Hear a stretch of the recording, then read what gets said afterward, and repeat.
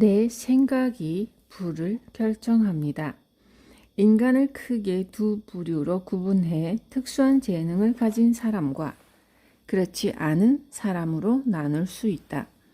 여기서 말하는 재능이란 세계에서 1, 2위를 다툴 정도로 발이 빠르다거나 한 곡만 불러도 몇 천만 원을 벌 만큼 노래를 잘하는 정도로 사람들이 인정하는 능력을 말한다. 특출난 재능을 갖고 있는 사람은 그 재능을 활용하면 부자가 될 수 있다. 평범한 사람들은 남다른 재능을 가진 사람을 보고 좋겠다, 행운이네 라고 생각할지도 모르지만 그건 부러워할 일이 아니다. 특출난 재능을 갖고 있는 사람은 과거, 즉 몇 세대에 걸쳐 그 재능을 갈고 닦아온 사람이라고 생각하자. 미국 메이저리그에서 눈부시게 활약한 이치로 선수도 노력만으로 그만한 선수가 된 것은 아니다. 물론 지금 이 생에서도 엄청나게 노력하고 있지만 더 나아가 전생에서도 몇 대에 걸쳐 노력을 거듭 쌓아온 결과이다. 그러므로 다른 사람이 당장 이치로 선수와 같은 노력을 한다 해서 반드시 이치로 선수와 똑같이 될 수는 없다. 작곡가 쇼팽은 3살 때 어려운 곡을 연주했다고 하는데 그 또한 몇 대에 걸쳐 음악적 재능을 갈고 닦아왔기 때문이다.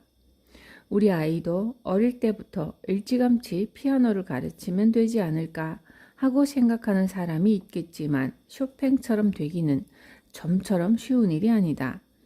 그렇다고 해서 비관할 필요는 없다. 지금 우리가 노력한 일은 반드시 어딘가에서 도움이 된다. 당장 이렇다 할 결과가 나오지 않더라도 반드시 보상받을 때가 오게 되어 있다.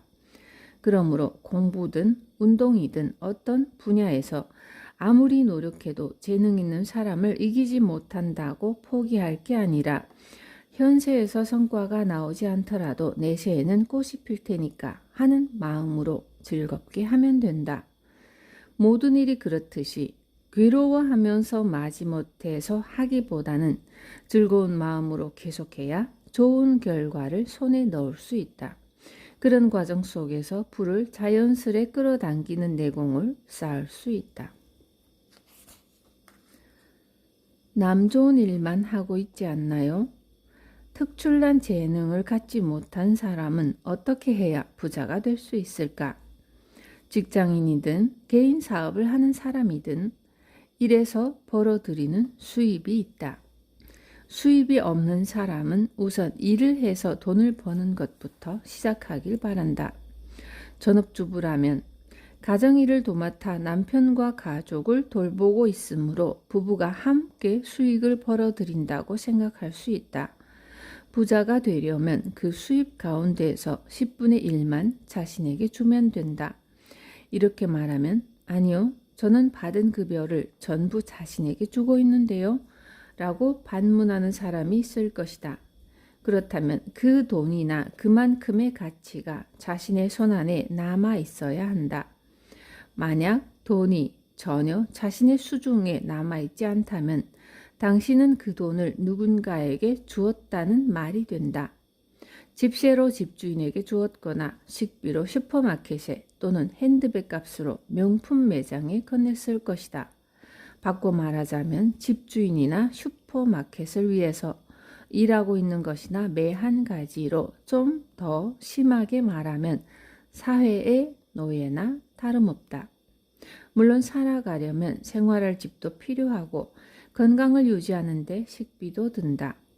하지만 일에서 번 돈이 수중에 한 푼도 남아있지 않다면 전부 누군가를 위해서 준 것과 같다고 해야 한다.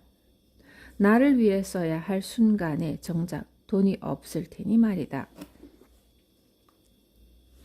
우선 수입 가운데 10분의 1을 남겨라.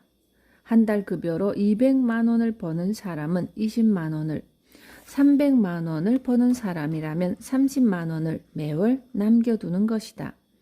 그렇게 하면 300만 원을 버는 사람은 1년 후에 360만 원을 모으게 되고 10년 후에는 3,600만 원을 가진다.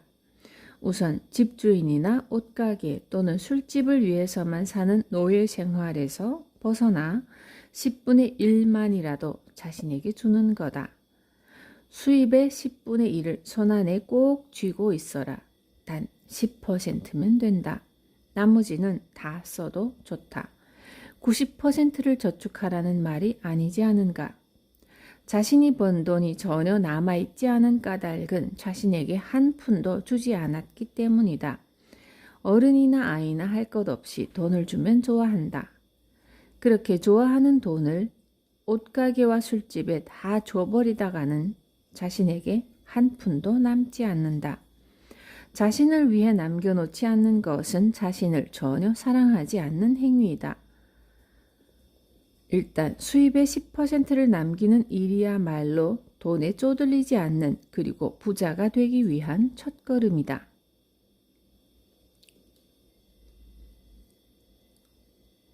지혜와 인내가 자연스레 불을 끌어당깁니다. 머릿말에서도 언급했던 법칙 이야기를 좀 더 해보겠다.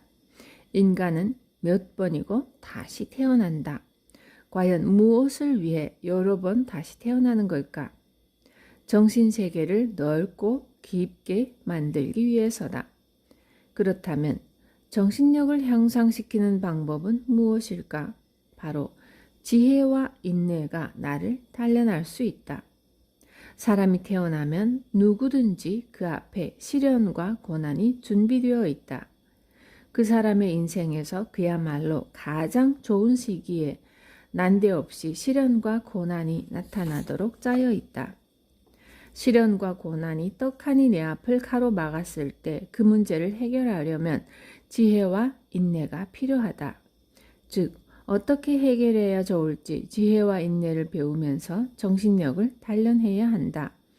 누구에게나 시련과 고난은 찾아온다. 이는 정해진 일이고 피할 수 있는 문제가 아니다.